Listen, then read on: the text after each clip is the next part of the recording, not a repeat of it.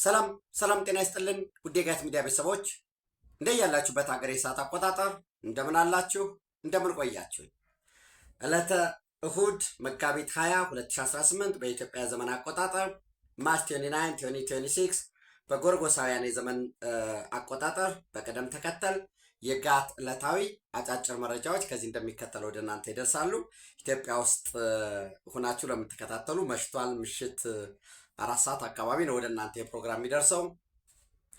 ከሰሞኑ ትንሽ የፕሮግራም መፋለስ አጋጥሞናል፣ እሱ እናስተካክላለን።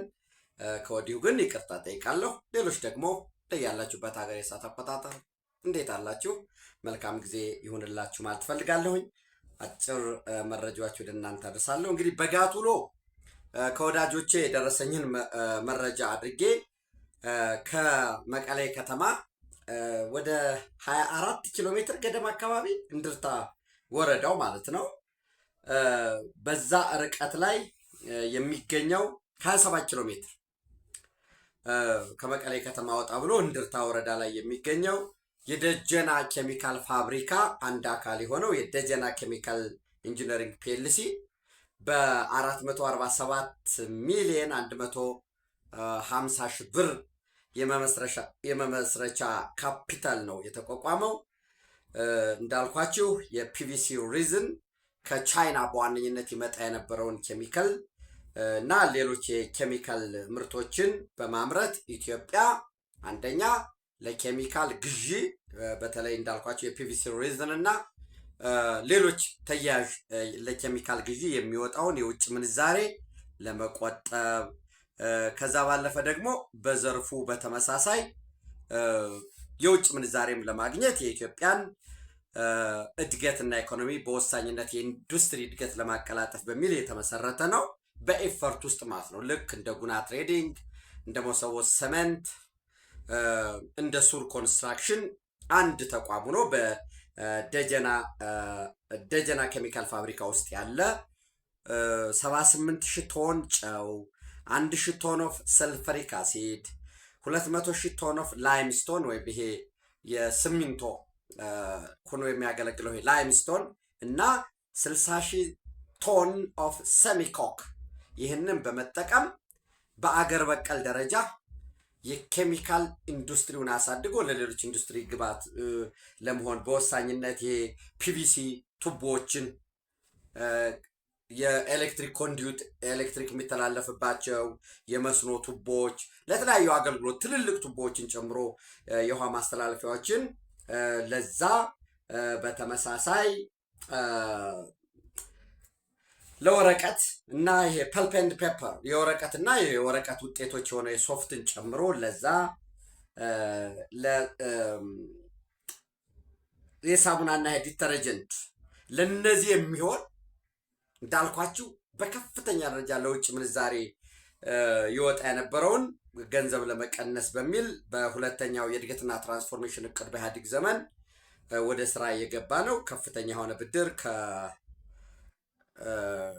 ወጋገን ባንክ ጨምሮ ያለበት ነው እና መረጃዎች ወጡ። ያው በውሎ ፕሮግራም እንደሰራሁት እነዛ መረጃዎች ተነቅሎ እየተንቀሳቀሰ ነው። ወደ ሀገረ ሰላም እየሄደ ነው። ከመቀሌ ወደ ሀገረ ሰላም በ11 መኪና ተጭኖ እንግዲህ ያው ከሀገረ ሰላም ሊሆን የሚችለው መስመሩ ወደ አክሱም ወደ አድዋ ነው የሚሆነው። እንግዲህ በዛ አድርጎ በራማ አድርጎ ወደ ኤርትራ ሊሄድ ነው የሚል ጥርጣሬዎች እንደዚህ አሉ። እንግዲህ ተመልሳችሁ ማየት ስለምችሉ እንዴት ሊሆን ይችላል የሚል ጥርጣሬ ነበረን። ነገር ግን ድጋሜ እኔ ለማጣራት ሞከርኩ። አንዳንድ ሰዎች ሊሄድ አይችልም፣ አንደኛ ኤርትራዎችስ ምን ያደርጉታል? ያንን ማሽን እኮ ሊያንቀሳቅስ የሚችል የኬሚካል ፋክተሪውን ሊያንቀሳቅስ የሚችል ይሄ ሰሚኮክ ኢትዮጵያ ውስጥ ያው ኮካኮላ ፋክተሪ አለ፣ ኤርትራ የለም የሚል ያው የተለያየ ቀልዶችም ቁም ነገሮችም ማገኘው የለም የሚል መረጃ ሰበሰብኩኝ። ነገር ግን በቪዲዮ የተደገፈ የትልልቅ ትራንስፎርሜሽኖች አይታችኋል ብዬ ነው። ዞሮ ዞሮ ምሽት ላይ ራሱ የደጀና ኬሚካል ኢንዱስትሪ ፕሮጀክት ደጀና ኬሚካል ኢንዱስትሪ ትዕመት ትግራይ እግሪ ምትካል ትግራይ የሚባለው ወይንም የኢንዶመንት ፈንድ ፎር ሪሃብሊቴሽን ኦፍ ትግራይ ሀበሬታ ካብ ፕሮጀክት ደጀና ኬሚካል ኢንዱስትሪ ወይም ትዕምት ከደጀና የኬሚካል ኢንዱስትሪ የተሰጠ ሀበሬታ ወይም መረጃ መግለጫ ብላችሁ ልትወስዱ ትችላላችሁ። ዋንነቱ ናይ ፕሮጀክት ደጀና ኬሚካል ኢንዱስትሪ ትዕምት ዝኾነ ንብረት ተነቂሉ ይወስድ ኣሎ ዝበል ምንጩ ዘይፈልጥ ሀበሬታ ሎሚ ኣብ ማሕበራዊ ሚድያ ክዘዋወር ተዓዚብና። የደጀና ኬሚካል ኢንዱስትሪ ንብረት የሆነ ተነቅሎ እየተወሰደ ነው የሚል ምንጩ የማይታወቅ መረጃ ሲዘዋወር አይተናል። በማህበራዊ ሚዲያ ሲዘዋወር ታዝበናል፣ ተዓዚብና ይላል። እዚያ ሀበሬታ ፍጹም ጉግይ እዩ። ይሄ መረጃ ወይም ይሄ የሚተላለፈው የሚሰራጨው ነገር ፍጹም ውሸት ነው። በዛውም በነገራችን ላይ ያው ትግረኛ እየተማራችሁ ጉግይ ማለት ሐሰት ማለት ነው። እዩ ሐሰት ነው። ተነቂሉ ዝተወሰደ ሓደ ንብረት ፕሮጀክት ደጀና ኬሚካል ኢንዱስትሪ የለን። ተነቅሎ የተወሰደ የደጀና ኬሚካል ኢንዱስትሪ የለም ይላል።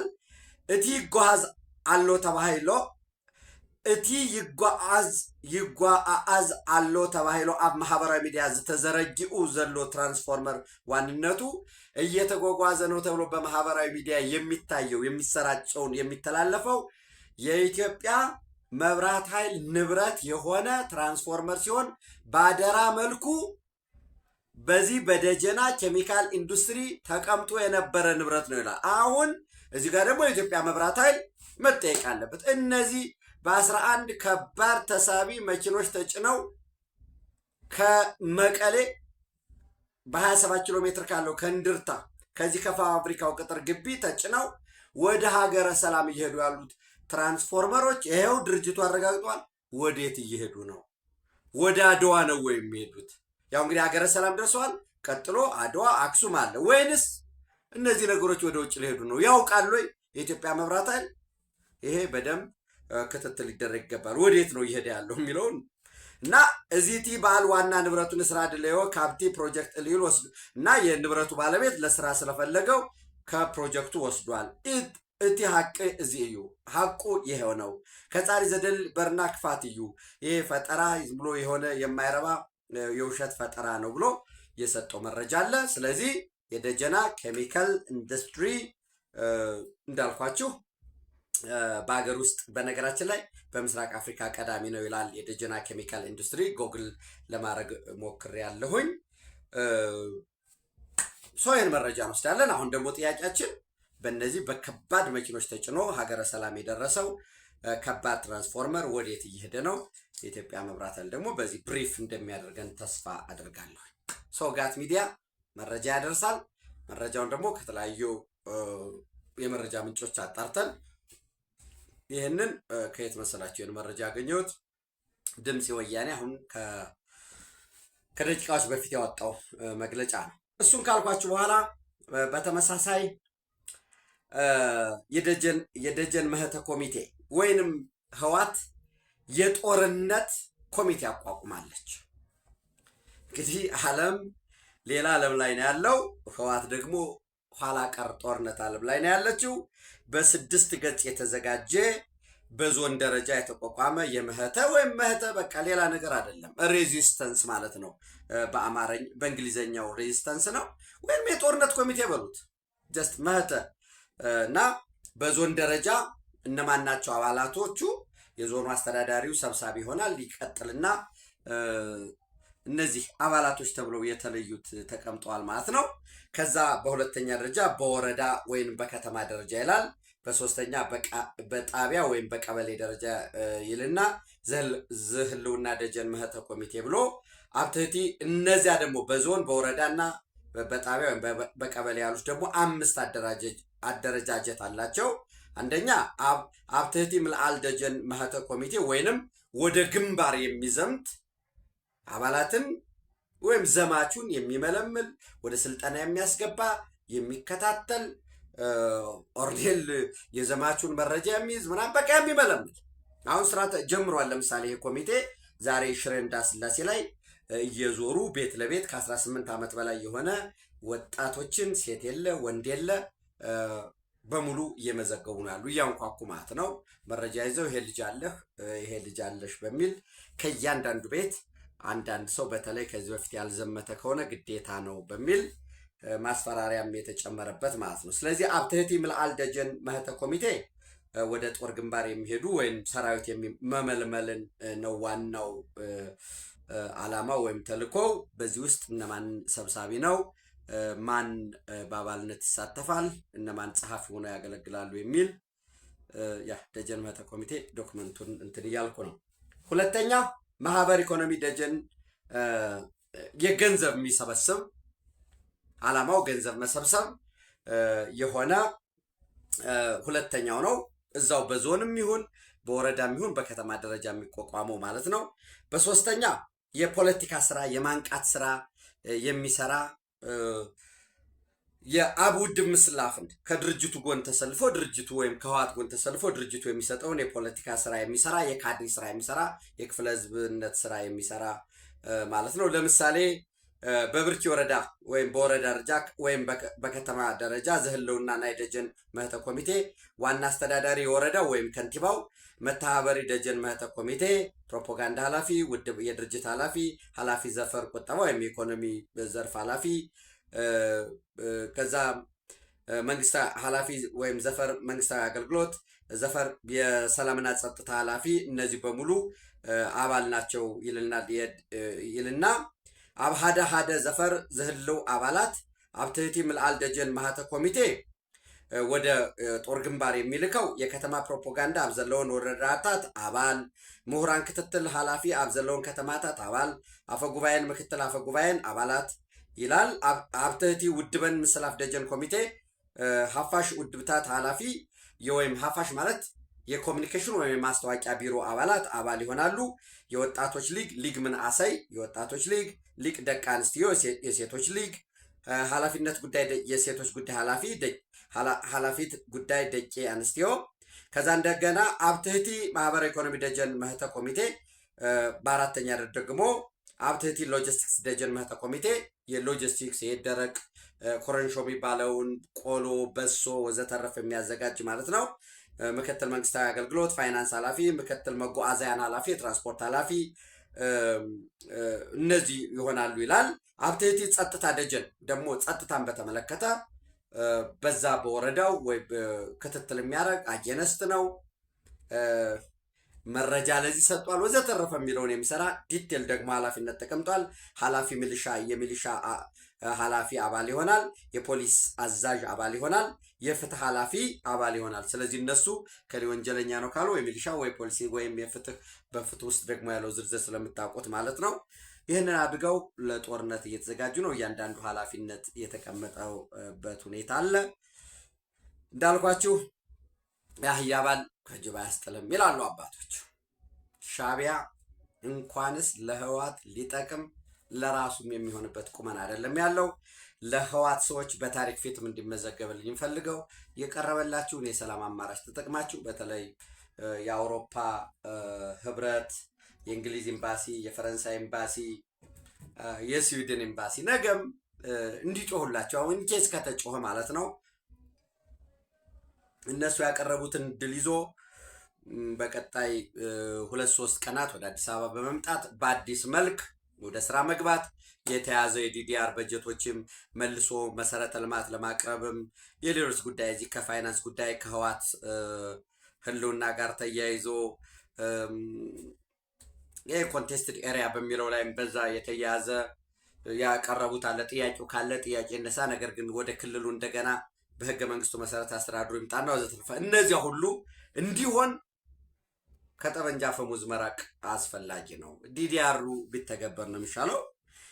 ይህንን ካልኩኝ በጋት ውሎ በደንብ በስፋት አይተናል።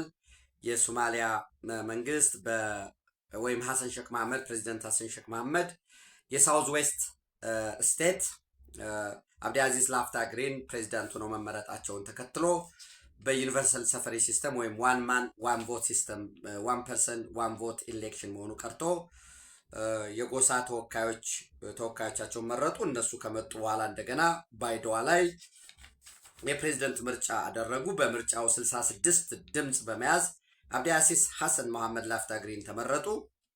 13 ድምፅ ያገኙት ደግሞ አብዱላሂ ሀጂ ሐሰን ደግሞ ሳይመረጡ ቀሩ። የቀድሞው አፈ ጉባኤ ተመልሰው አፈ ጉባኤነታቸውን ይዘዋል። ይህን ተከትሎ የቀደመም በጣም ከፍተኛ መካረር ነበረ። አሁን ሚሊተሪ ቢልዳፕ አለ ብያቸዋለሁኝ።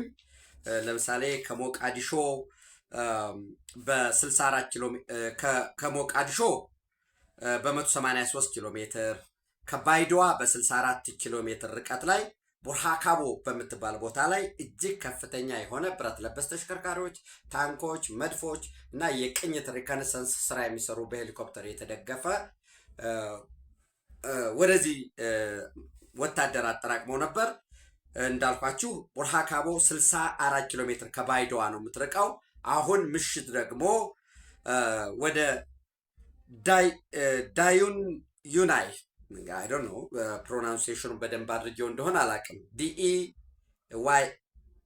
DEYNUNAY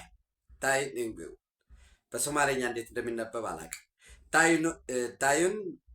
ዳዩናይ ወደሚባል ቦታ መጥተዋል። በዛ ሲመጡ መንገድ ላይ የአልሸባብ ታጣቂዎች ጋር በተደረገ ጦርነት 21 የአልሸባብ አባላት መገደላቸውን የሶማሊያ ብሔራዊ ጦር አስታውቋል። አሁን በጣም ምንድን ነው የሚሆነው ፌቱ የሚል በጋት ውሎ ላይ ነግሬያችሁ ነበር። ለምሳሌ ሐሰን ሼክ መሐመድ ቢሸነፍ ልክ ራስ ካምቦኒ ላይ በተመሳሳይ ለጁባላንድ የገጠመው ነገር ቢሆን ያኔ ለጁባላንድ ጊዜ ሰራዊቱ ግማሹን ማረከው፣ ለአብዱላሂ ደኔ አፍሌትድ የሆኑ ሚሊሻዎች ማረኩት ግማሹ፣ ቀሪው ደግሞ ትጥቁን ፈቶ ወደ ኬንያ ሄደ። ከዛ መሳሪያቸውን ተረክበው በአውሮፕላን የመለሷቸው ማለት ነው። አሁን የሎካል ሚሊሻ የላፍታ ግሪን ደጋፊ ሎካል ሚሊሻ አለ፣ የክልላዊ ፖሊሱ አለ፣ ኢቭን ዲቪዥን 60 የሚባለው 60ኛ ክፍለ ጦር የሚባለው ባይዶዋ የሰፈረው ከሳውዝ ዌስት ሶማሊያ ጎን ነኝ ብሏል። አልሸባብ አለ። ኢቭን አንዳንዶች የኢትዮጵያ ጦርስ ብለው ያስቀምጣሉ። የኢትዮጵያ ጦር ግን ልክ በአፍሪካ ዩኒየን ሳፖርት ኤንድ ስታቢላይዜሽን ሚሽን በጋቱሎ እንዳቀረብኩላችሁ በገለልተኝነት የፒስ ኤንድ ሴኪሪቲ ስራ እየሰራ ነው ያለው። ግን እዛ ላይ አናሊሲስ እየሰሩ አሉ። ምክንያቱም ሐሰን ሼክ መሐመድ የዲፕሎማቲክ ኮሚኒቲውን ሰብስቦ በከፍተኛ ደረጃ የገንዘብ ድጋፍ እንደሚያስፈልገው፣ አሁን ያለችበት የሶማሊያ የጸጥታና ደህንነት ሁኔታ፣ የቴሪቶሪያል ኢንቴግሪቲ ኤንድ ሶቨሬኒቲ ጉዳይ በተለይ ከሶማሌላንድ እስራኤል ለሶማሌላንድ የሰጠችው ሀገርነት እውቅናን ተከትሎ የኢትዮጵያ መንግስትም እጅግ ጥብቅ የሆነ ግንኙነት ከሶማሌላንድ ጋር እየመሰረተ ስለሆነ ይሄ ስጋት ፈጥሮብናል በሚል በዝርዝር ይቀርባሉ ተብሎ የተቀመጠ ጉዳዮች አሉ። እሱን አብረን የምናየው ነው የሚሆነው። ነገር ግን በዛሬው ዕለት እንግዲህ በጣም በከፍተኛ ሁኔታ ለጦርነት የተካረሩበት ሁኔታ ነው ያለው። አሁንም መልሼ ሶሪ ጋቱሎ ልጠቅስባችሁ ነው። ጊዜ ካላችሁ ተመልሳችሁ ብታዩ ደስ ይለኛል። ከትንሽ ሰዓታት በፊት ወደ እናንተ የደረሰው የአፍሪካ ህብረት ኮሚሽን ቸርፐርሰን ሊቀመንበሩ ዲስካሌት አድርጉ ዘ ኤዩ ኮሚሽን ቸርፐርሰን አርጅስ ዲያሎግ ኤንድ ሪስትሬንት ኢን ሶማሊያ የሚል ዛሬ አውጥቷል። በነገራችን ላይ በጣም እንደ ጋት ሚዲያ በስነ ስርዓት ስንከታተለው ስለነበረ የአፍሪካ ህብረት የት ነው? ኢጋድ የት ነው? ሀገራት የት ናቸው? ምክንያቱም ኬንያ ይመለከተዋል፣ ኢትዮጵያ ይመለከታታል። ሁሉም ይህን መስራት አለባቸው። እሳት ከተቀጣጠለ በኋላ የሊፕ ሰርቪስ መግለጫ ማውጣት ስንል ነበር እና አሁን የመጨረሻ ምላጭ ሊስቡ አብዲአዚዝ ላፍታ ግሪን እና ትናንት የፓርላማ አባል ሆኖ የተመሩት አሁን ጦር ግንባር ነው ያሉት። ፋቲግ ተምብኔሩ ላይ አይታችሁታል። ፋቲግ ለብሰው የጦር መሳሪያ ይዘው ግንባር ላይ ነው ያሉት። ደም እስኪፈስ ነው ወይ መጠበቅ ያለበት ብያቸው ነበር እና መግለጫ አውጥቷል። ኦፍኮርስ የእንግሊዝ ኤምባሲ በሞቃዲሾ ያሉትን ኤምባሲዎችን ይዞ ዲስካሌት ለማድረግ ጥረት ሲያደርግ ነው የቆየው። ይሄ ውጤቱ ምን ይሆናል የሚለውን እንግዲህ አብረን የምናየው ነው የሚሆነው። ወይ ዛሬ አሊያ ነገ ከነገ በስቲያ ጀስት ማክሲመም እስከ ሮብ ድረስ ስል ግን ሶሪ እኔ አሁን እኔ ውጊያውን የምመራው አስመሰልኩት። ግን ማክሲመም እስከ ሮብ ጦርነት ይኖራል። ይሄ ግጭት ምንድን ነው የሚያመጣው የሚለውን የምናየው ነው የሚሆነው። በዛሬው ዕለት የፑንትላንድ በሶማሊያ ፌዴራል መንግስት የፑንትላንድ ግዛት ወይም ክልላዊ መንግስት ፕሬዚደንት የተከበሩ ሰይድ አብዱላሂ ዴኔ በጋርዌ በዛው በፑንትላንድ ያለውን የኢትዮጵያ ቆንስል ጄኔራል በፕሬዝደንት ጽህፈት ቤት ተቀብለው አነጋግረዋል። የኢትዮጵያ ቆንሱል ጄኔራል ሜጀር ጄኔራል ታገሰ ላምባሞ ድንቦሬ ሜጀር ጄኔራል ታገሰ ላምባሞ ድንቦሬ እና በሌሎች የተካተቱበት ከፍተኛ ባለስልጣናት and high ranking officials from the Ethiopia military at the presidential palace in ጋርዌ ተነጋግረዋል። በነገራችን ላይ የፑንትላንድ ዋና ከተማ ነው፣ መቀመጫ ነው ጋርዌ። እንዲሁም የኪስማዮ የጁባላንድ ሁለቱ ድጋፍ ለላፍታ ግሪን ወይም ለሳውዝ ዌስት ድጋፍ ሰጥተዋል። ይሄ ግጭት ወደ የሶማሊያ ፌዴራል መንግስት ላይ በራሱ ችግር እንዳይፈጠር የሚያሰጋበት ሁኔታ ነው ያለው ማለት ነው። እንዳልኳችሁ የፌዴራል መንግስት ታጣቂዎች advancing towards Baidoa are engaged in clash with militant groups at a location where a roadside bomb exploded at earlier ትናንት መንገድ ላይ የመጡ ይሄ የተቀበረ ቦምብ በፈነዳበት ቦታ እንዳልኳችሁ ይሄ ዳይኑናይ ከሚባል ቦታ ላይ በተደረገ ጦርነት ከመንግስት በኩል የሞተው አልተገለጸም። ከአልሸባብ ግን 21 አባላትን መግደሉን አስታውቋል። የሶማሊያ ፕሬዚደንት ሀሰን ሼክ እንግዲህ ስብሰባ ጠርተዋል። እንዳልኳቸው የዲፕሎማቲክ ኮሚኒቲውን ምንድን ነው የሶማሊያ ፕሬዚደንት ሀሰን ሼክ ቱ ፎርማላይዝ ኮምፕሌንትስ አገንስት ኢትዮጵያ ኢን ብሪፊንግ ዌዝ ዲፕሎማትስ የሚል ምንድን ነው የሚለውን በዝርዝር የምናየው ይሆናል።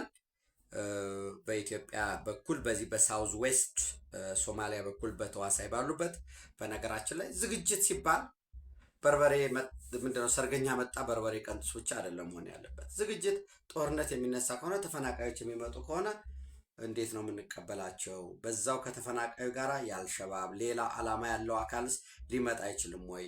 የሳውዝ ዌስት ሶማሊያ ስቴት ቢሸነፍ ላፍታ ግሪን ዘን ዋት ዊል ቢ ኔክስት?